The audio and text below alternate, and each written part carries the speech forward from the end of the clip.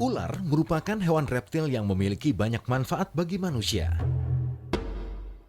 Di dunia medis, ular diakui sebagai obat penyembuh penyakit. Dan kali ini, Jenny, Mas Agung, dan Tika akan berburu ular. Sekarang saya Jenny Cortez sedang berada di Desa Triti, Kabupaten Cilacap. Hari ini saya sudah bersama pemburu kita, Mas Agung dan Mbak Tika. Ya udah kalau gitu kita langsung cek aja ya. Oke. Mas Siap. Agung bisa jalan duluan. Oke, ayo.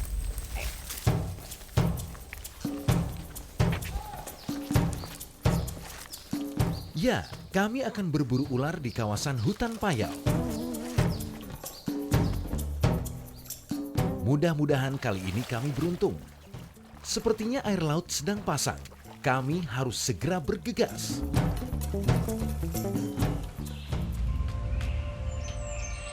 Hutan sangat sunyi, seolah kehadiran kami sudah dinanti oleh isi hutan ini. Insting mulai kami tajamkan. Tiap ruas hutan kami sapu dengan pandangan sambil mencari gerak-gerik dari balik dedaunan. Sepertinya tidak ada. Jenny dan pemburu lainnya masuk hutan yang lebih dalam. Hampir semua tumbuhan yang kami lalui penuh dengan duri. Kulit kami mulai terasa perih.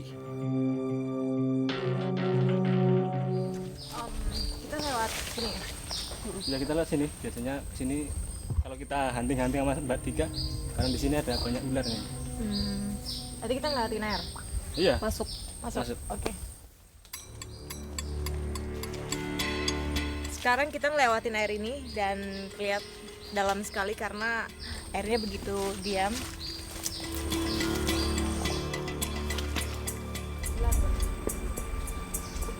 Mas Agung sama Mbak Tika sering sekali mencari ular di sekitar sini karena biasanya ularnya berada di atas pohon dan memakan burung-burung kecil. Jadi sekarang kita cek ya. Ho, rawa yang Jenny masuki ternyata dalam. Wow, ternyata di dalam sini ada lumpur yang menyedot kaki saya. Ini lumpurnya dalam banget nih.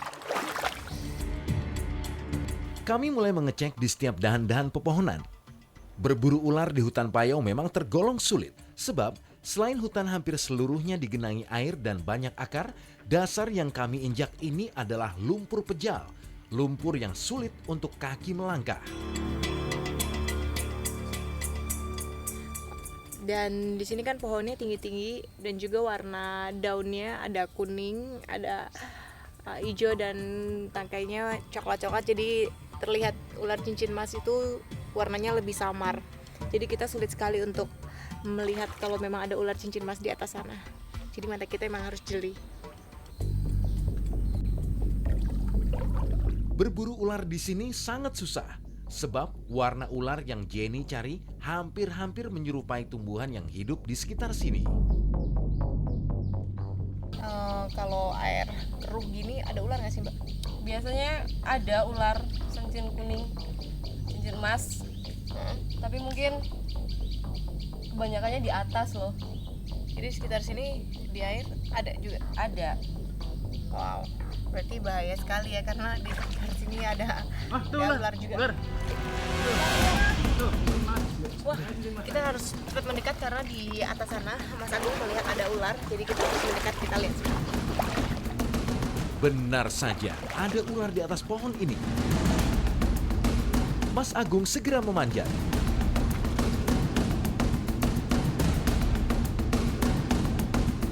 Terlihat sulit, namun batang pohon bakau yang kecil dan tidak bercabang berhasil dipanjat oleh Mas Agung, walau dengan pakaian yang basah dan bersepatu.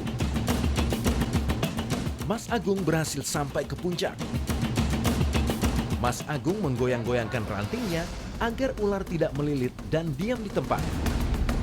Posisi ularnya berpindah pohon lagi, jadi kita sulit sekali untuk mendapatkan ular ini karena kelihatannya ularnya gesit ya, pindah dari pohon sana ke pohon yang satu ke pohon yang satu lagi. Usaha Mas Agung berbuah pahit. Ular merambat ke pohon lain. Kali ini Mas Agung melepaskan sepatunya.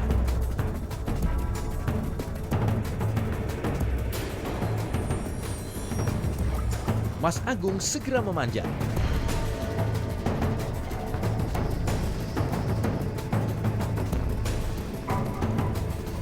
Hati-hati Mas Agung. Oh, berbahaya. Batang pohon ini sepertinya rapuh. Jika terjatuh dari ketinggian seperti ini, Mas Agung bisa tertancap akar bakau di bawah. Ini benar-benar pertaruhan dalam mendapatkan ular. Terlihat kesulitan sekali ya Mas Agung di atas sana karena memang dia tidak memegang sesuatu untuk mematahkan tangkainya. Dapat. Yes, berhasil. Ular berhasil ditangkap. Mas Agung berhasil mendapatkan ular. Kegigit, ada gigit. Mas Agung ada bagian yang tergigit di bagian mana Mas? Tangan. Bagian tangannya Mas Agung tergigit ular dan sekarang Mas Agung sedang mulai turun ke bawah. Tapi justru tangan Mas Agung jadi terkena gigitan ular cincin mas. Memang dalam berburu, belum pernah ada yang berhasil menangkap ular di atas pohon tanpa tergigit. Sekarang ularnya mau dilemparkan ke air karena dia kesulitan untuk turun ke bawah ya. Kali ini Mas Agung akan mencoba melempar ular ke arah Mbak Tika. Ular masuk ke dalam air. Ularnya sekarang sudah dilempar ke bawah. Berhasil Mbak? Hah? Wah, ularnya tidak berhasil ditangkap sama Mbak Tika dan Kurang asup ya Mas. karena ularnya posisinya di dalam air ya, jadi begitu sulit sekali untuk menangkap ular tersebut. Bisa-bisa ularnya ada di bawah sini juga.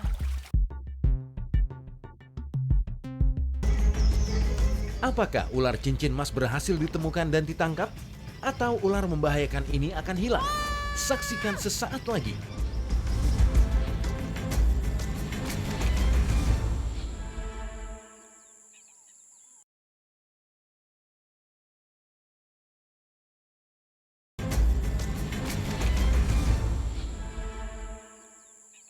Berhasil Mbak? Hah? Wah, ularnya tidak berhasil ditangkap sama Mbak Tika dan Kurang asup ya Mas. karena ularnya posisinya di dalam air ya, jadi begitu sulit sekali untuk menangkap ular tersebut. Bisa-bisa ularnya ada di bawah sini juga. Ular cincin mas lolos. Ular cincin mas ini lebih leluasa di dalam air. Ini pertanda tidak baik. Bisa-bisa ular cincin mas malah berbalik menyerang kami.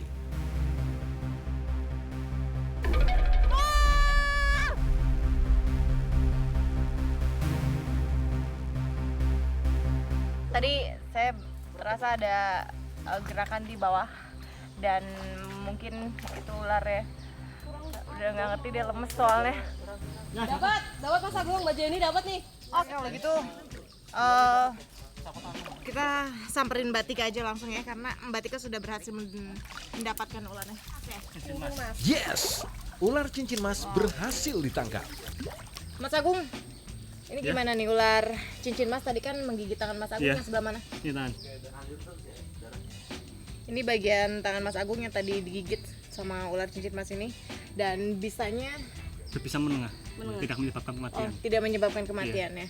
Bisa saya pegang nih, udah aman belum? Aman. Bagian kepala juga.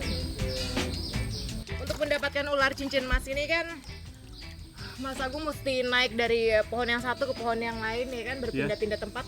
Itu gimana sih Mas? Perjuangan yang begitu sulit sekali untuk mendapatkan ular cincin mas ini. Wah, sangat capek sekali karena banyak-banyak pohon. Kita panjat sini, dia lari ke sini, kita panjat sini, lari ke sana. Sampai lecet kakinya Mas. Iya. Dan sampai digigit juga ya. Oke, kalau gitu sekarang karena ular cincin mas ini sudah kita dapatkan, sekarang kita amankan ular cincin masnya kan? Kita amankan aja. Ya, kita masukkan ya. Butuh perjuangan keras untuk berburu di hutan bakau. Ular segera kami amankan.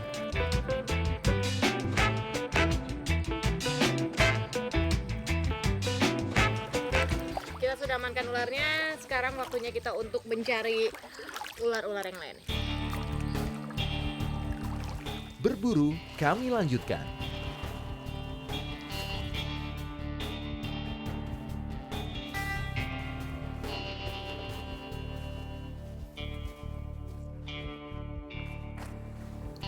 Kami mulai memasuki perkebunan warga. Sambil mencari, Jenny coba bertanya kepada salah satu warga. Pak, Bapak di sekitar sini pernah lihat ular nggak, Pak? Kalau ular itu ada yang nyariin sih biasanya, Mbak. Hah? Nggak pernah. Nggak pernah? Oh ya udah. Bapaknya di sini katanya tidak pernah melihat ular. Jadi kita sekarang coba jalan ke sebelah sana, mungkin di sana ada ular. Yuk.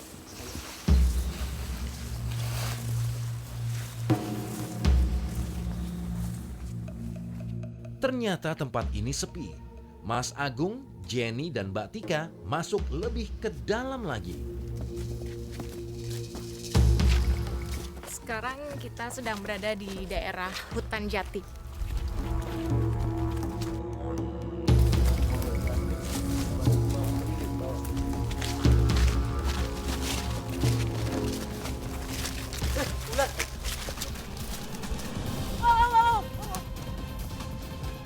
Mas Agung menemukan ular di depan sana dan ularnya berwarna kuning. Ternyata informasi warga yang kami temukan terbalik. Justru di perjalanan kami menemukan seekor ular berwarna kuning. Ini seekor ular lanang sapi. Sigap Mbak Tika dengan mudah menangkapnya. Yes, kena. Ini termasuk ular yang memang di daerah sini. Iya, ini banyak ditemukan di sini. Ular lanang sapi. Oh ya, warna ularnya kuning. Kuning. Warna ularnya kuning, ada hitamnya. Iya. Oke, kalau gitu sekarang kita amankan ularnya. Kita masukkan ke dalam karung. Ular lanang sapi merupakan jenis ular tikus. Hewan berbisa rendah ini sangat banyak populasinya di Sumatera, Jawa, Kalimantan, dan Sulawesi. Dan sekarang kita waktunya untuk mencari ular-ular yang lain. Kita lanjutkan perjalanan.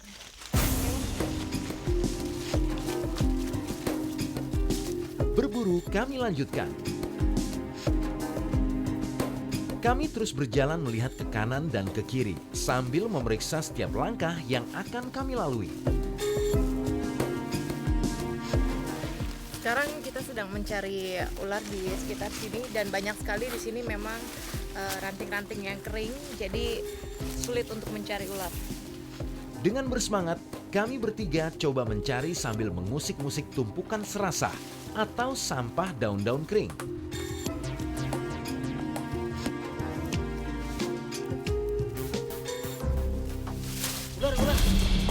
Wow, benar saja. Mas Agung berhasil menemukan ular dan lokasinya tak jauh dari ular lanang sapi yang tadi. Ular cepat menghilang. Ular berhasil kami temukan, tapi ular ini malah menimbulkan bencana. Apakah ular ini akhirnya dilepas?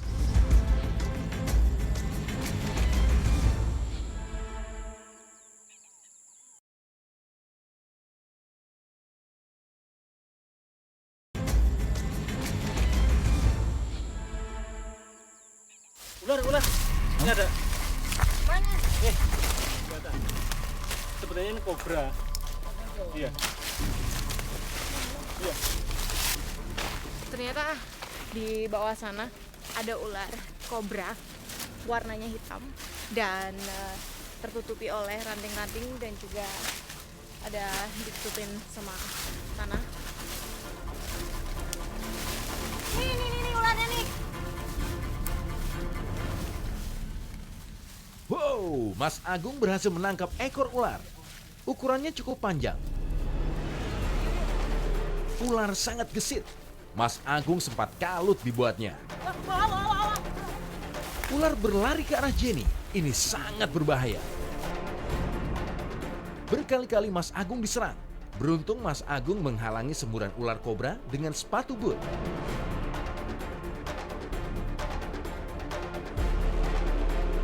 Mas Agung sepertinya kewalahan. Dan Oh, Mas Agung terkena semburan di sekitar matanya.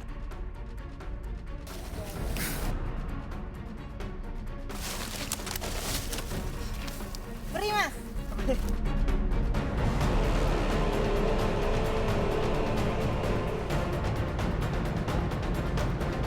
Kembali ular kobra ditangkap. Mas Agung mencari posisi yang tepat.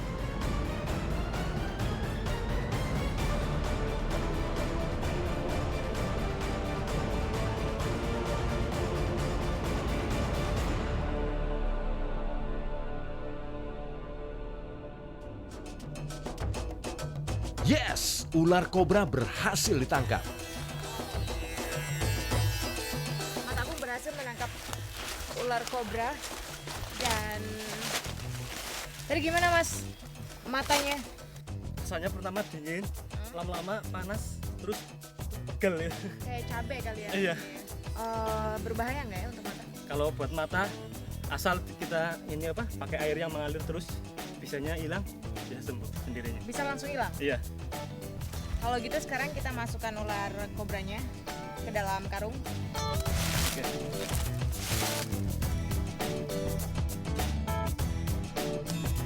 Mas, ular-ular ini kita mau apakan nih?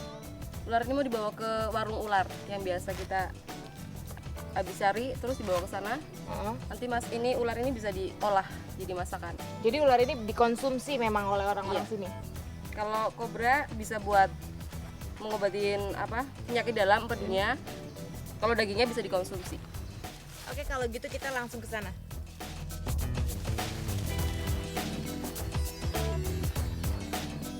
Berhubung langit sudah mulai meredup, ular-ular hasil buruan ini akan segera kami bawa ke warung ular. Sekarang kita sudah sampai di warung King Cobra. Kita masuk ke dalam ya. Ternyata darah dan empedu ular kobra dapat diolah menjadi jamu. Begitu juga dengan dagingnya. Ibu Ani ini sering membuat masakan rica-rica dan sup dari bahan ular. Seperti apa cara mengolahnya? Ibu Ani ini akan menjelaskan. Halo Ibu, saya Jenny. Saya Bu Ani. Iya Ibu Ani, ini kan ular kita serahkan ke sini. Biasanya ular ini digunakan untuk apa? Daging ularnya ini bisa dibikin abon, bisa dibikin masakan rica-rica, bisa dibikin sop juga bisa. Tergantung selera yang mau konsumennya lah Mbak.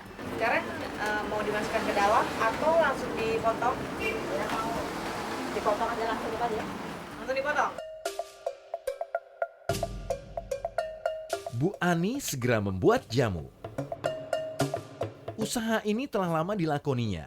Bu Ani sudah lebih dari 11 tahun berjualan menu ular dan biawak di daerah Cilacap. Jelas pelanggannya pun pasti banyak. Jamu ular sudah hampir jadi. Darah ular diyakini dapat meningkatkan vitalitas tubuh.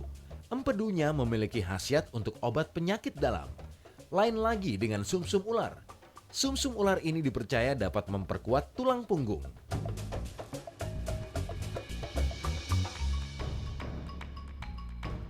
Mas Agung menenggak semua jamu ular tadi. Mungkin ini terlihat jijik bagi orang yang belum pernah mencobanya. Mas Agung, rasanya sendiri seperti apa sih? Itu kan ada darahnya, ada empedunya, ada bagian tulang sumsumnya. Jadi tadi setelah apa ramuannya si ibu ini, amisnya hilang. Nggak ada berasa amis, nggak ada, udah hilang semua. Habis ini kita masak Iya. apa lagi nih Bu? Yang ini dagingnya bisa dibikin rica-rica. Nah Oke. kita potong ya Mbak. Kali ini Bu Ani akan menjelaskan cara membuat rica-rica ular. Daging ular dipotong lalu dicuci. Setelah dicuci bersih, kemudian siapkan bumbu-bumbu yang sudah digerus tadi. Masukkan daging ular yang sudah dipotong, aduk hingga merata, kemudian siap disajikan. Ular kobra rica-rica ini udah jadi kan, udah matang. Tinggal kita untuk makan. Kalau gitu sekarang Jenny cobain ya. Ular kobra rica-rica.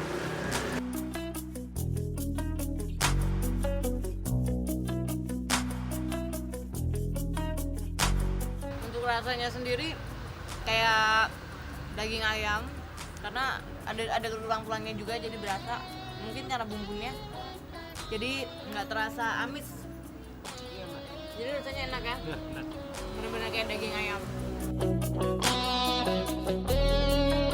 Pengalaman berburu kali ini sungguh seru. Akhirnya, Jenny bisa merasakan masakan daging ular hasil tangkapan.